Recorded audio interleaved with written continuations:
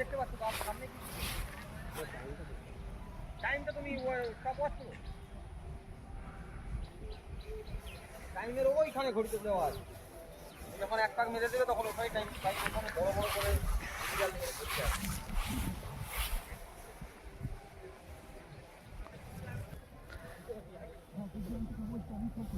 এই ছেলেটা ফার্স্ট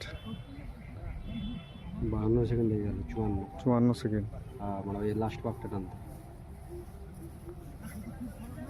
কত টাইম হয়েছে লাস্ট পাকটা আর 1 মিনিট 3 সেকেন্ড লেগে গেল প্রথমটা দেখে নিবে ওই দুজনেরই হবে দুজনই পাস একসাথে 1000 হবে দুজন 10 জনে দুজন ঢুকেছে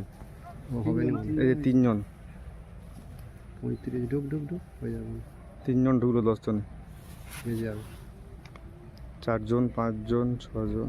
5 জন ঢুকলো 6 জন 7 জন ঢুকেছে 7 জন পাস